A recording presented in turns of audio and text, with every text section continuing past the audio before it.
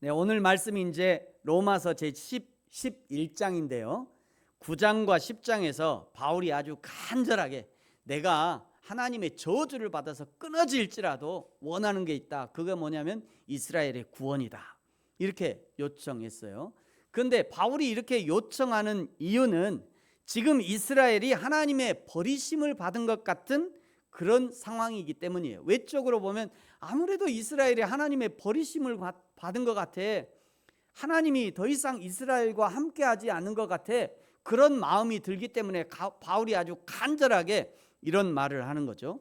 하나님이 택하셨는데 그런데 왜 지금은 마치 버림받은 것처럼 보여질까? 바울은 왜 또 그것을 위험한 신호로 보고 이렇게 간절히 구원을 요청하는 것인가? 이스라엘이 버림받은 것처럼 되어버린 이유는 선택받은 이스라엘이 스스로 하나님 섬기기를 포기하고요, 이방 우상들을 섬기다가 스스로 시궁창에 빠져버린 것입니다. 그야말로 하나님의 내버려 두심의 저주를 받은 거예요. 시궁창에 빠졌다고 하나님이 이스라엘의 구원을 포기하신 것은 아니죠. 왜냐하면 하나님은 한 번 계획하신 구원을 쉽게 포기하시는 분이 아니기 때문입니다. 성경을 보시면요, 신구약, 구약과 신약을 쭉 보시면 하나님이 결코 포기하지 않았다는 것. 수없이 이스라엘이 도망가도 다시 한번 하나님이 붙들어 주시고 하나님이 결코 포기하지 않았음을 알려주고 계셔요. 그러나 시궁창에 한번 빠진 사람은요, 그 사람은 고생을 할 거예요. 그 몸의 뱉 냄새를 씻어내기가 쉽지 않죠. 그래서 이단에 한번 갔다 온 사람들, 이단에 영향을 받은 사람들을 바른 신앙으로 인도하는 것이 쉽지 않은 이유가 바로 여기 있습니다. 그래서 하나님이 시궁창에 빠지지 말라고 성령을 보내주셔서 계속 하나님의 진리로 인도하시는 것이고, 내 발에 등이 되시고 내 길에 빛이 되셔서 계속 바른 길로 인도하시는 거죠. 그 인도하심을 따라가면 정상적이고 안전한 길을 가겠지만, 그 인도하심을 따라가지 않으면 가다가 돌뿌리에 걸려 넘어지고요, 가다가 이상한 사기꾼을 만나기도 하고요, 가다가 시궁창에 빠지는 일들이 벌어지는 것입니다. 여러분, 인생을 걷다가 돌뿌리에 걸려 넘어지거든, 하나님이 나의 앞길에 이렇게 하나님이 인도하신다면서 왜 돌뿌리를 주셨냐, 하나님이 함께 하신다면서 왜 나는 이렇게 돌뿌리에 걸려 넘어지는 거야? 응? 그러지 마시고, 혹시 인생길을 걷다가 돌뿌리에 걸려 넘어지거든 하나님을 원망하기 전에 내가 하나님의 진리를 바르게 걸어갔는지를 먼저 점검해야 합니다.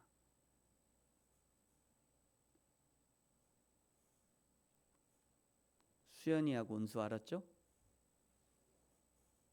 아니, 젊을 때부터 똑바로 해야 돼. 인생의 돌뿌리를 만나서 팍 넘어지잖아. 그럼 왜 내가 하나님을 신실하게 따랐는데 왜 하나님은 나에게 이런 시련을 주셨나?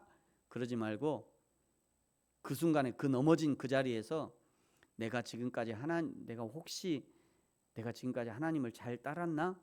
하나님은 혹시 나에게 다른 말 하신 거 아니야?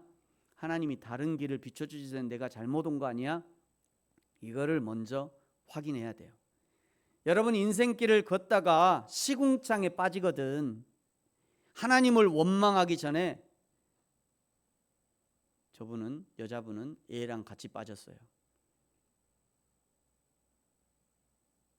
여러분이 한 사람이 시궁창에 빠지면 그 집안이 싹 시궁창이 돼요. 냄새가 진동하는 시궁창이 되죠. 여러분이 인생을 걷다가 시궁창에 빠지거든 하나님을 원망하기 전에 내가 하나님이 비춰주시는 진리의 빛을 따라 바르게 걸었는지를 먼저 점검해야 합니다. 하나님의 인도하심을 따라 걷지 않다가 돌뿌리에 걸려 넘어지고 시궁창에 빠져버린 이스라엘과 같은 현상은 지금도 여전히 우리 주위에서 너무도 많이 발견할 수 있습니다.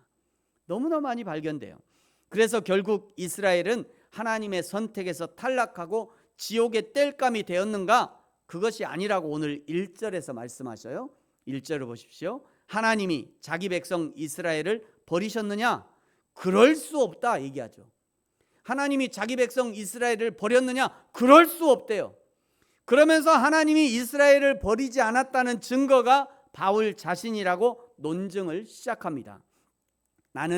나도 이스라엘인이요 아브라함의 씨에서 난 자요 베냐민 지파다. 지금 이 얘기를 하는 것은 하나님이 이스라엘을 버리셨다면 어떻게 나 같은 자가 하나님의 은혜를 경험하겠느냐, 이런 의미의 말씀이에요.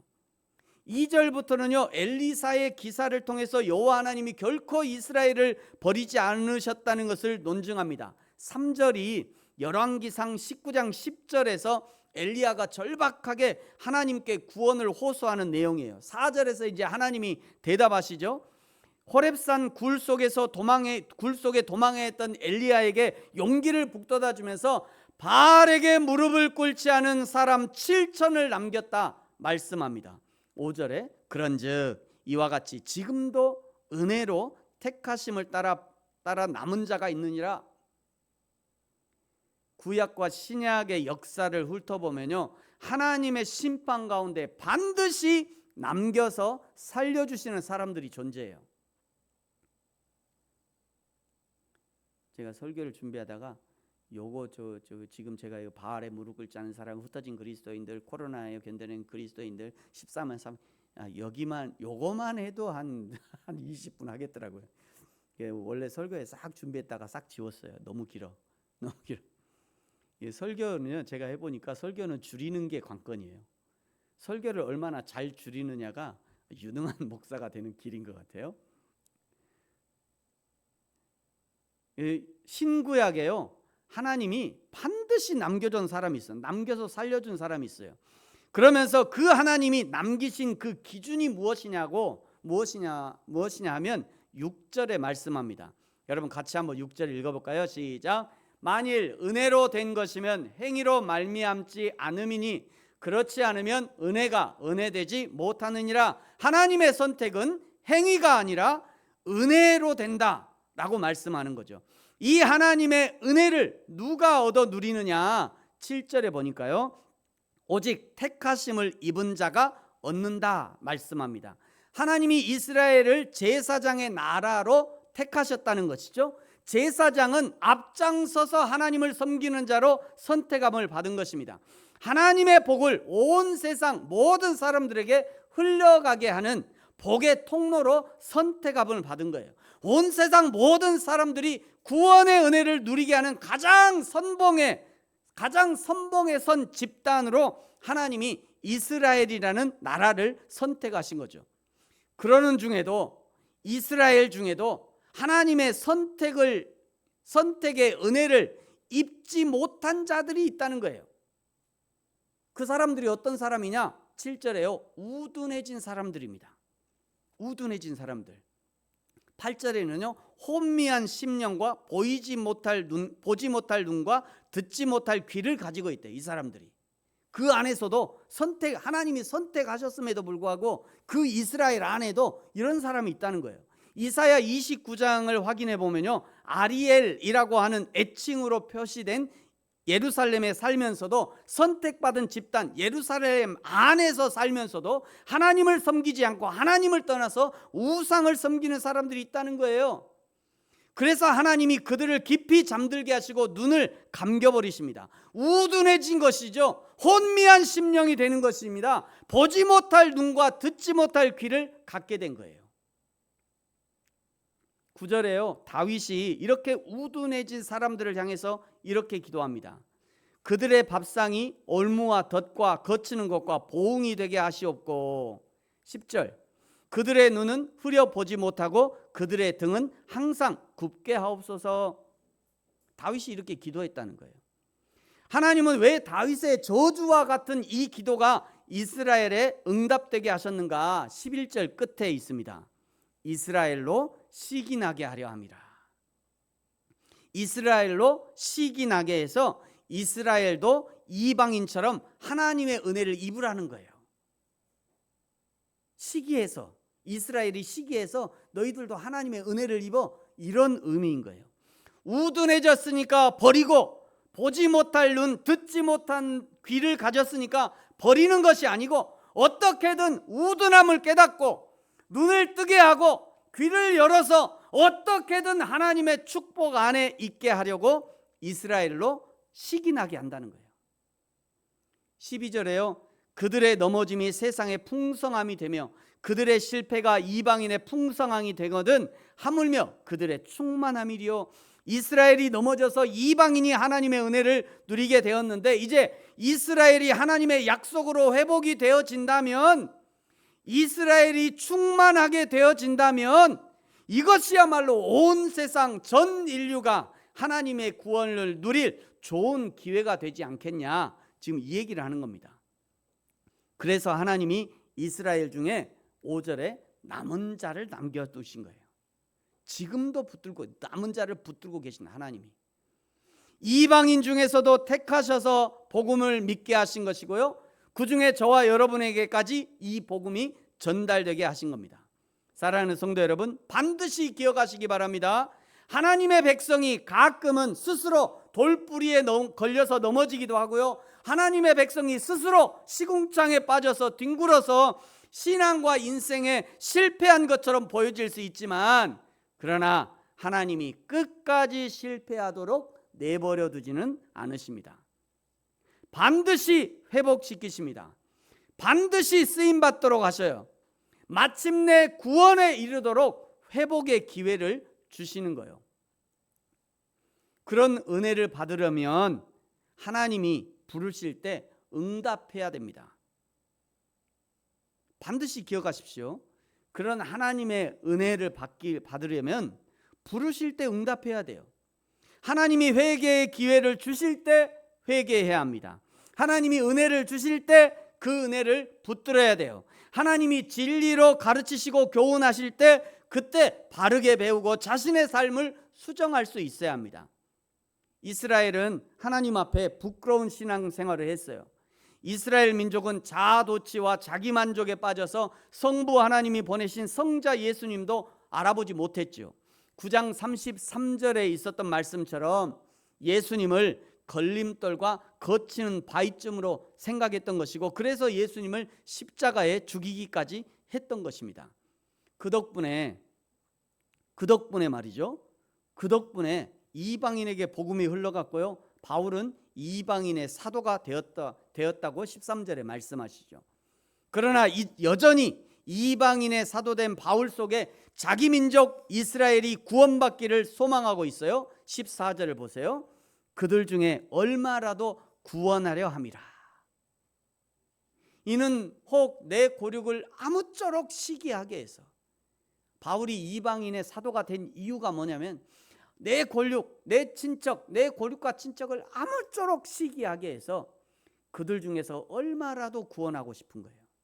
그것을 위해서 하나님이 나를 이방인의 사도가 되게 하셨어, 이런 의미인 거죠. 15절에 그들을 버리는 것이 세상의 화목이 되거든. 이스라엘 민족을 버림으로 이방인이 하나님과 화목하게 되었는데, 이스라엘 민족이 하나님의 마음과 뜻을 받아들이면 그것은 어떤 일이 되냐면 죽은 자 가운데 살아나는 것이 아니면 무엇이냐? 이거는 부활의 기쁨처럼 기쁜 일이다. 죽은 사람이 살아난 것처럼, 그것처럼 기쁜 일이 어디 있겠냐, 이런 의미예요. 16절에는요 이스라엘의 제사 음식 가루와 뿌리로 비유하고요, 그리고 17절과 18절에 조금 어려운 비유가 등장합니다. 이방인들을 돌 감람나무에 비유하고요, 참 감람나무에 젖붙임을 받았는데 그 참 감람나무는 18절에 뿌리가 너를 보존하는 것이다 라고 설명해요. 저는요 전라남도 강진군 신점 노엘이 100번지 출신이에요. 저는 시골 촌놈이에요. 시골 촌놈이라 이런 거 나오면 바로 눈이 번쩍 뜨이죠. 이런 비유, 농사꾼의 비유 뭐 이런 거 하면 눈이 번쩍 뜨요. 보통 접 붙이기는요 접을 붙이는 쪽이 좋은 열매를 맺습니다. 그건 기본적으로 아시죠? 접을 붙이는 쪽에서 열매를 맺는 거예요. 예를 들어 떫은 감나무 있죠. 떫은 감나무를 자르고 거기에 단감을 접붙이면 단감이 엽니다. 그러니까 보통은 나쁜 것을 잘라내고 좋은 것을 접붙이면 좋은 열매가 맺히게 되는 거예요. 그런데 17절에 보시면요, 조금 특이하죠. 17절은요, 참 감람나무를 자르고 거기에다가 안 좋은 돌 감람나무를 접붙인다는 거예요. 여러분, 그러면 참 감람나무를 자르고 돌 감람나무를 접붙였으면 거기서 무슨 열매를 맺을까요? 돌 감람나무 열매 맺을까요? 참 감람나무 열매를 맺을까요? 어려워요? 자, 여기서 돌 감람나무를 접붙였어. 그럼 거기서 무슨 열매를 맺어요? 자신이 없네. 돌 감람나무를 맺죠, 당연히. 왜요? 참 감람나무는 그냥 뿌리만 있는 거고 돌 감람나무를 접붙였으니까 거기서 이제 돌 감람나무가 열매를 맺는 거예요. 그런데 여기서 지금 자연 법칙을 말하려고 하는 것이 아닙니다. 바울은 지금 여기서 이런 자연 법칙을 예를 들어서 설명하지만 여기서 지금 자연 법칙 그거를 얘기하고 싶은 게 아니에요. 그게 아니고 바울이 중요하게 생각한 것이 뭐냐면 18절에 있어요. 그 가지들, 접붙임을 받은 그 이방인들이죠. 그 가지들을 향하여 자랑하지 말아라. 자랑할지라도 네가 뿌리를 보존하는 것이 아니요 뿌리가 너를 보존하는 거다. 바울이 진짜로 얘기하고 싶은 거는 지 뿌리 얘기를 하고 싶은 거예요. 사실은 뿌리 얘기를 하고 싶은 거예요. 그 뿌리가 튼튼해서 계속 영양을 공급한다는 것에 주목하고 있는 겁니다. 바울이 주목하는 이 뿌리는 무엇인가? 여기서 뿌리는 이스라엘의 조상들과 그들에게 주신 하나님의 언약적 약속을 가리키는 거죠. 이것이 유대인과 이방인 모두의 구원의 기초가 된다는 것을 말하고 싶은 거예요. 여기 가서 이게 틀렸잖냐, 비유가 틀렸다, 성경이 뭐 이렇게 하냐, 말도 안 된다. 그렇게 하면은 제가 촌놈이라고 할 거예요. 그 얘기하는 게 아니잖아요, 이거는. 그러니까 여러분 성경을 봐도요, 성경의 그 내면 행간이라고 얘기했잖아요, 지난번에. 행간, 그 성경에 진짜 하고 싶은 얘기, 그거를 찾아가야 돼요. 그거를 겉으로 드러난 이 뿌리, 뭐 돌 감람나무, 참 감람나무, 여기에 집중하는 것이 아니라 이 비유를 통해서 진짜 하고 싶은 얘기를 찾아야죠. 그래야 신앙이 성장해요. 그러면서 이제 19절에 아주 중요한 원리 한 가지를 설명합니다. 그러면 내 말이 가지들, 이스라엘을 말하는 거죠. 그러면 너의 말이 가지들이 꺾인 것은 나로, 이방인이죠, 나로 접붙임을 받게 하려 함이라 하니라. 이방인들이 이렇게 얘기한 거예요. 가지가 꺾인 것은 나를 접붙이게 하려고 함이라. 그랬더니 바울이 20절에 옳도다. 아유, 네가 잘 알았구나. 옳도다. 그렇다. 그 얘기하는 거죠. 옳도다. 그들은, 이스라엘은 믿지 아니함으로 꺾이고 너는, 이방인 너는, 이런 의미죠. 너는 믿음으로 섰으니. 그래서 이방인들에게 그 다음에 바로 경고합니다. 어떤 경고냐? 높은 마음을 품지 말고 도리어 두려워하라. 나 말이야, 나 참 감람나무에 접붙임 받은 사람이야. 그러면서 교만하지 말라고 그런 얘기예요. 내가 하나님 믿은 사람이잖아. 내가. 그러지 말라고요. 높은 마음을 품지 말고 도리어 두려워하래요. 21절, 하나님이 원가지들도 아끼지 아니하셨은즉 너도 아끼지 아니하시리라.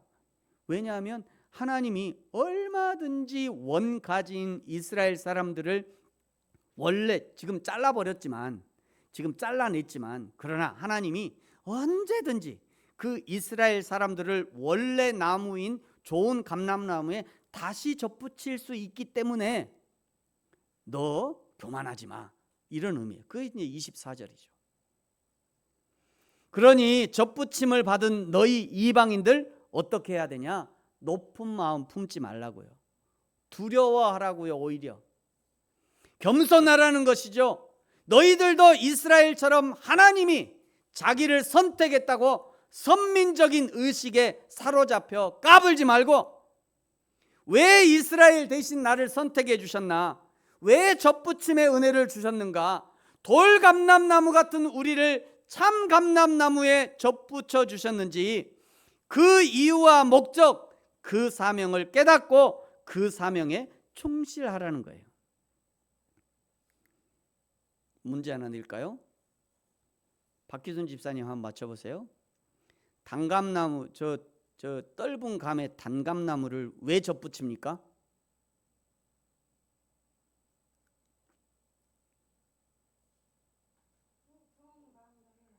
뭔 감? 좋은 감, 무슨 감? 좋은 감, 단감. 그렇죠. 제가 우리 박기순 집사님은 우리 주일 예배에 아주 좋은 저의 도움이십니다. 축복합니다, 박 집사님. 그거 봐요, 아멘도 잘하시고. 왜 저 떫은 감에 단감을 접붙여요? 단감 따먹으려고 접붙이는 거죠. 다른 이유가 없어요. 단감 따먹으려고. 감람나무는요, 왜 접을 붙일까요? 당연히 좋은 감람 기름, 올리브 기름 얻으려고 접을 붙이는 거죠. 접붙인 가지는요, 꽃을 피워야 합니다. 열매를 맺어야 돼요. 포도나무 가지가 붙어만 있어도 열매를 맺게 되는 것처럼 적어도 그것은 해야 된다는 거예요. 뿐만 아니라 햇빛 좋은 날에는 부지런히 광합성을 해서 양분을 뿌리에 내려보내야 합니다. 그래야 더 좋은 열매를 맺게 되는 거죠. 이스라엘을 선택하셨던 원뜻이 무엇이냐면 창세기 12장 3절 4절이에요. 여러분, 이 부분은, 이 구절은 너무나 중요하기 때문에 우리 같이 한번 창세기 12장 2절 3절, 2절과 3절 같이 한번 읽겠습니다. 시작. 내가 너로 큰 민족을 이루고 내게 복을 주어 내 이름을 창대하게 하리니 너는 복이 될지라.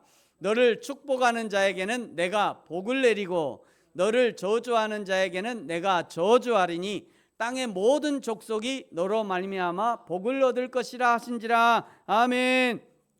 이것이 하나님이 이스라엘을 선택하신 목적이었고요, 늘 자기 길로만 가고 자기 생각대로 살면서 시궁창에 뒹굴고 있는 이스라엘을 그냥 내버려 두고 이방인을 선택하신 목적이 그냥 목적과 동일한 거예요. 이스라엘이 말 안 들으니까 그냥 시궁창에 뒹굴뒹굴하고 있는 이스라엘 그냥 냅둬버리고, 그게 내버려 두심이죠. 로마서 1장에 내버려 두심. 그 내버려 두심이 뭐냐면 시궁창에 뒹굴뒹굴하고 있는 거 그냥 내버려 두신 거예요. 왜? 쥐가 들어갔으니까.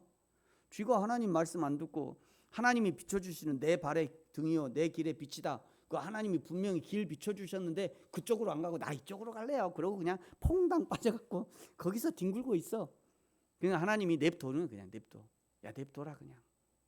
그냥 냅두고 이방인 선택하신 거예요.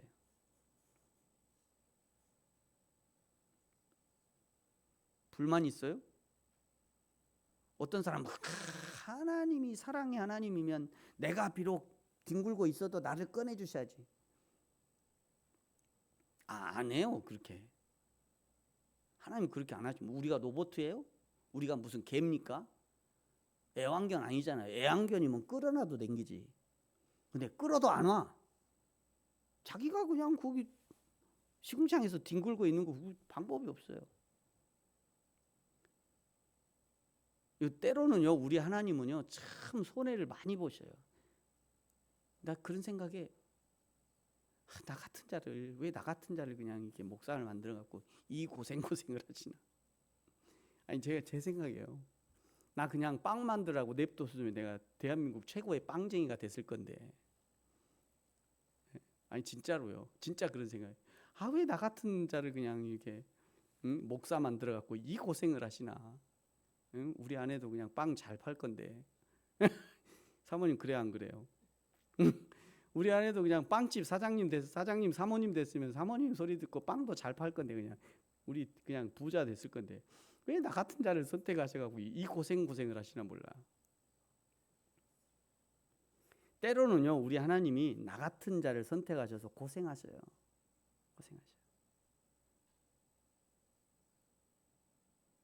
이 하나님 일도 잘 안 되잖아요. 그럼에도 불구하고 나를 선택하신 이유는 한 사람 때문이에요. 한 사람. 그 한 사람, 나 때문에 영향받을 그 한 사람, 나로 인해서 구원하고 싶은 그 한 사람이 있다니까요. 그 한 사람 때문에 오늘 내가 여기 있는 거예요. 그거 생각하면 참 감사하죠. 아, 나를 도구로 삼으셔서 한 사람의 신앙을 세워가기 위해서 하나님이 나를 선택하셨구나. 그런 거 생각하면요 진짜 감사해요. 여러분, 하나님이 나를 선택하신 것도 동일한 이유와 목적 때문에 선택하신 거고요. 여러분을 선택하신 것도 동일한 이유와 목적이 있고요. 하나님이 이 땅에 교회를 세우신 것도 동일한 이유와 목적입니다. 그러므로 내가 하나님의 선택을 받았다고 인식한다면 이제 하나님이 선택하신 이유와 목적에 맞게 살아야 합니다. 이제 성도는 날마다 하나님의 진리로부터 진액을 빨아들여서 성장해야 합니다. 가지와 잎만 무성한 성장이 아니라 때가 되면 꽃을 피우고 열매를 맺어야 돼요. 감람유를 짜서 성전을 밝히는 불빛이 되듯이 성도는 성장해서 나로부터 하나님의 복이 가정에, 이웃에 흘러가야 되죠. 하나님의 나라와 교회의 귀하게 쓰임 받기까지 성장해야 되는 거예요. 제가 원래는 여기에 그런 말을 썼어요. 지금 지웠는데, 아니 내가 예수님을 제대로 믿어서 제대로 믿는 사람이 되어서 우리 안에 대박 맞았잖아요. 그래 목사님 사모 됐으니까 대박 맞은 거지. 믿습니까? 대답을 안 하시네. 제가 가끔 생각해요. 우리 아버지가요 전라도 강진 노예 마을에 사실 때 맨날 아버지 내가 술심부름 했거든요.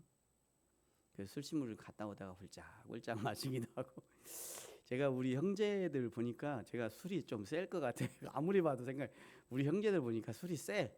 가만 보니까 제가 만약 예수 안 믿었으면요 아주 술 잘 먹는 술꾼이 됐을지도 몰라요. 그런데 그 하나님이 나에게 복음을 심어주셔서 그 예수님 만나고 그 길 버렸잖아요. 그러니까 대박 맞은 거죠, 사모님. 그래요, 안 그래요? 그거 봐요. 아멘이라 그러잖아요. 아니 정말 그런 생각이 너무너무 많이 들어요. 그래서 내가 예수를 제대로 믿으면 제일 먼저 우리 아내가 복 받은 거예요. 아, 나 때문에 이익 좀 본 거죠 뭐. 응? 내가 예수 안 믿었으면 그냥 술꾼, 술주정뱅이 남편을 만났을 거 아니에요. 아니 물론 그러면 또 나를 선택도 안 하셨을지도 모르지. 그러잖아요. 아, 내가 예수를 제대로 믿어서 제일 먼저 우리 아내가 복 좀 누려야죠. 우리 자녀들이 복을 좀 누리고. 내가 예수 믿어서 그래야 되는 거 아니에요? 그 나의 복은, 내가 예수 믿어서 제일 첫 번째 복은 내 아내, 내 남편, 내 자녀들. 그래서 자녀들이 야 우리 아빠가 예수 믿기 엄마 잘했다 야. 우리 아빠가 예수 안 믿어서 어떻게 할 뻔했냐. 우리 아빠가 예수 믿어서 너무 잘 됐지. 감사해 막. 그런 복을, 내가 예수 믿는 복을 첫 번째 우리 아내와 자녀들이 누려야죠. 그 얘기를 하는 거예요. 지금 그 얘기하는 겁니다. 지금. 그래서 여러분 성도는 성장해야 되는 거예요. 사랑하는 성도 여러분, 여러분은 성장하고 있습니까? 여러분은 성장하고 있어요? 성장하려면 젖붙임을 받은 뿌리가 되시는 그 하나님으로부터의 진리의 진액을 잘 빨아들여야 합니다. 예배는요, 우리가 드리는 예배는 하나님의 진액을 공급받게 하는 공개된 영양 공급 장치와 비슷해요. 예배는요, 찬양이 있고 기도가 있고 말씀이 있고 고백이 있잖아요. 이런 다양한 라인들을 통해서 나에게 맞는 진액이 공급되는 것이에요. 그러니까 그것 중에 하나도 허투루 할 수 없어요. 사람이 다 은혜 받는 게 아니더라고요. 어떤 한 단어의 은혜를 받기도 하고요, 어떤 사람은 한 찬양의 은혜를 받기도 하고, 어떤 사람은 성경 한 구절의 은혜를 받기도 해요.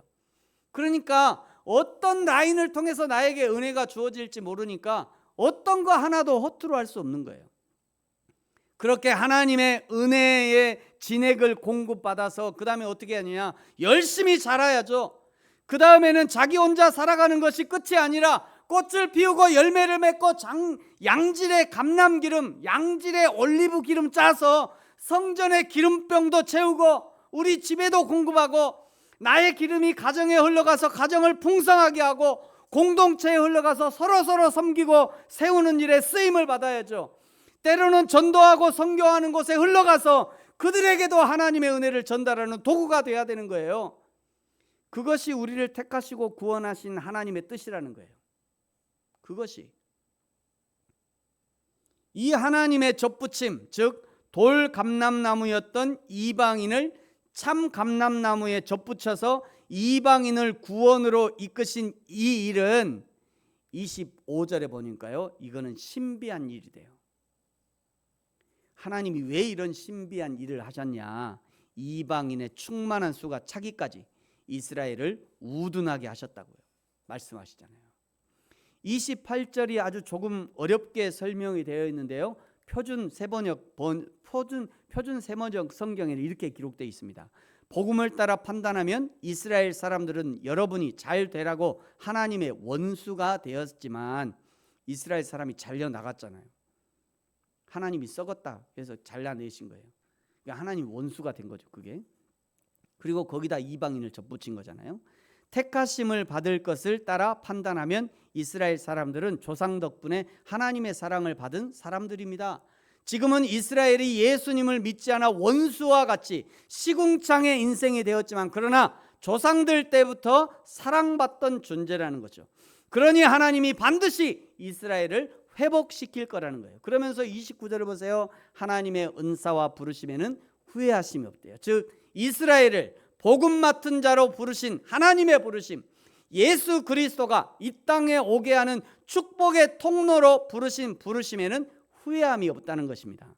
그러면서 이제 33절부터 36절까지 바울이 아주 감탄하게 하는 바울의 감탄사, 바울의 하나님을 찬양하는 찬양이 33절부터 36절까지예요. 여러분 33절만 같이 한번 읽겠습니다. 시작. 깊도다 하나님의 지혜와 지식의 풍성함이여 그의 판단은 헤아리지 못할 것이며 그의 길은 찾지 못할 것이로다. 아멘. 바울은요 이 하나님의 지혜와 경륜을 고린도전서 1장 25절에 보시면요 이렇게 고백하고 있어요. 하나님의 미련한 것이 사람보다 지혜 있고 하나님의 약한 것이 사람보다 강하니라. 때로는 하나님을 따르는 것이 미련하게 보이는 경우도 있습니다. 하나님을 따르는 것이 세상에 지는 길처럼 보이는 경우가 있어요. 그래서 사람들이 지기 싫어하고 주기 싫어하고 낮아지기 싫어하고 헌신하기 싫어하고 자기 통장 비우기 싫어하는 거죠. 그러나 분명히 기억하십시오. 하나님의 미련함이 사람보다 지혜롭습니다. 하나님의 약한 것이 사람보다 강합니다.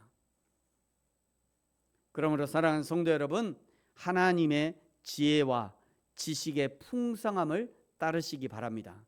하나님의 길을 가고 하나님의 생각을 따르십시오. 하나님의 미련을 선택하고 하나님의 약함을 선택하시기 바랍니다. 그것이 인생 가는 길에 돌뿌리에 걸려 넘어지지 않는 비결이고 시궁창에 떨어져 뒹굴지 않을 비결이 되는 것이에요. 그리하여 하나님의 깊고 놀라운 지혜로 구원의 은혜와 승리를 누리는 저와 여러분이 되어지기를 예수님의 이름으로 축복합니다. 기도하겠습니다. 같이 한번